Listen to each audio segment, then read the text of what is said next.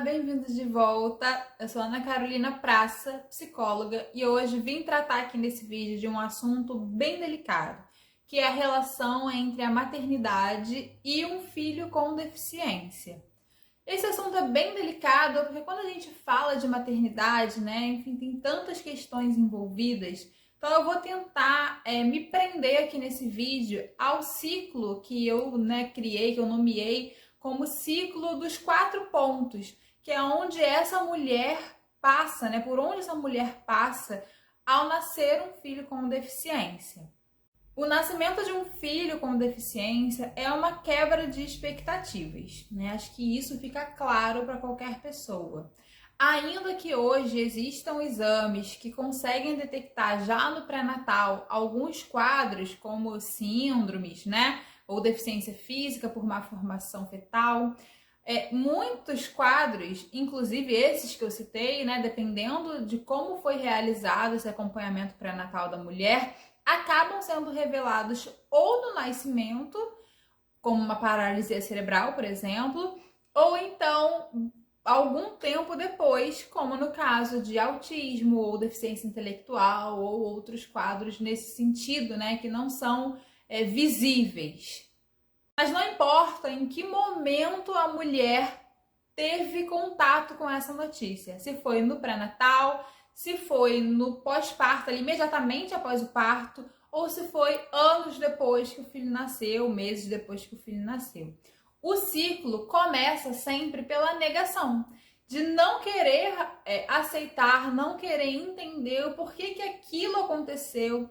Vem uma fase de culpa, de procurar responsabilidade, de tentar viver negando aquilo, sem levar aquela informação em consideração. E quando é visto que não adianta negar essa informação, a mulher passa para a fase do luto, que é o luto pela perda daquele filho que ela idealizou. Então o filho ainda está ali, mas também há o processo de luto, porque o filho não é exatamente como ela imaginou lá nos sonhos dela que seria.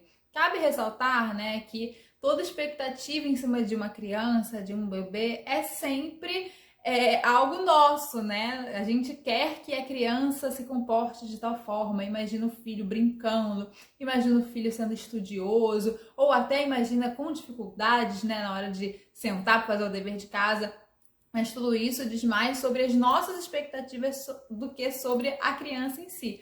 Porém, quando a gente fala sobre deficiência, um quadro de um transtorno, de uma síndrome ou de uma deficiência efetivamente, a gente está pegando esse mesmo sentimento, e multiplicando por muito mais, porque as pessoas têm a visão da deficiência como algo incapacitante, Então é como se o diagnóstico, como se o médico, ao noticiar isso, estivesse dizendo que o filho morreu, literalmente, que o filho não vai conseguir crescer, que vai ter uma vida curta, Então são vários mitos que vêm à cabeça das pessoas. Aqui eu acrescento outro parênteses, Quando eu falo de deficiência e de ser considerada algo incapacitante, a gente tem que lembrar sempre das definições de deficiência, Então, a deficiência, ela é um quadro, próprio daquele indivíduo, da formação dele, às vezes, desde da fecundação ali, desde feto.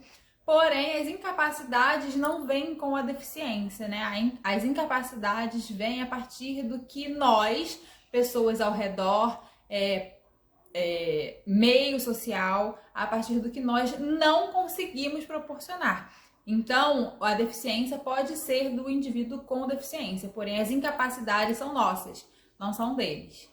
Voltando então lá no ciclo, então primeiro vem a negação, aí passa pro luto e depois de um período ali, digerindo aquela informação, estudando, sendo orientada pelos profissionais, vem a fase da aceitação.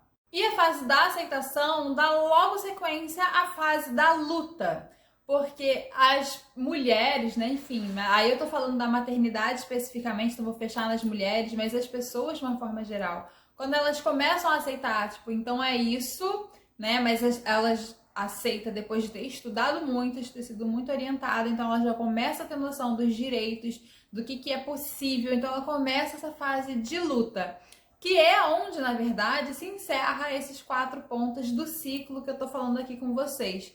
Porém, a fase da luta acho que se prolonga para o restante da vida da pessoa, né? Então, é lutar pelos direitos, é lutar pelas possibilidades, é lutar pelo reconhecimento daquilo. Então, são muitas lutas e que não devem ser apenas da pessoa com deficiência ou de suas famílias. Essa luta precisa ser de todos nós.